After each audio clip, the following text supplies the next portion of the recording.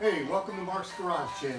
Mr. Retired Engineer. Happy Monday, everybody. I'm not working on a motorcycle today. Got this one's an interesting one. This is the Cherokee, my kid's Cherokee.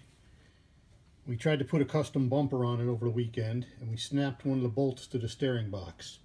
So I figured, go to school with 2 bolts. How bad could it be? Well, came home with the steering box completely disconnected. He got into the driveway with 1 bolt left, and I went and turned it around, and the 3rd bolt snapped. So all the steering is gone. The steering box is completely disconnected from the chassis, and I got to figure out how to sort out this mess. But take a look at these bolts.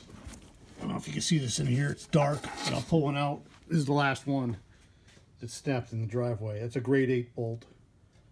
Just snapped from taking the left hand, turning the thing around in the driveway, trying to back it into the garage. So I just watched a couple videos about removing the steering box. I got 3 bolts that are stuck in the steering box. So I got to get the box out of the vehicle onto the vise and see if I can get those bolts out. Let's see how it goes.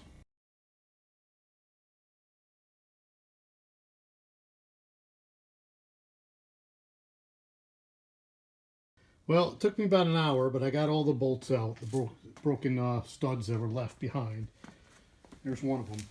The trickiest part, they're in these aluminum spacers. So that spacer goes between the, the bolt goes through the spacer and gets threaded into the steering box.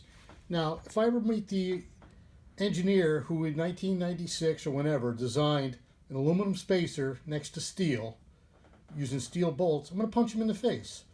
Engineering 101, Materials 101, when I took it, you don't use dissimilar metals. It causes corrosion.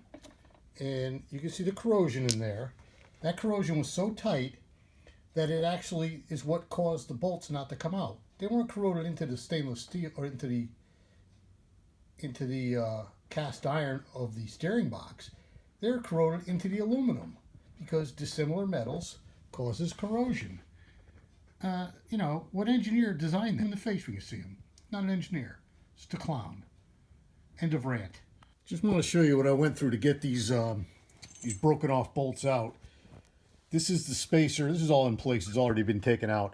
But this was so tight on that stud that I would twist this, and it wasn't until I got this stud out that I had to hammer it through the corrosion. It was so tight. So this is almost like a bolt head.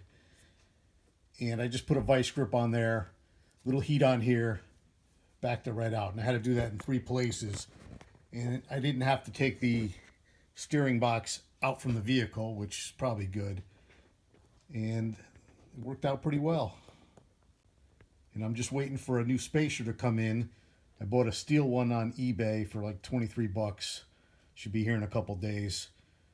And then that'll go way up in there, space it out from the frame, push this back in place, and we should be good to go. We should be good to go.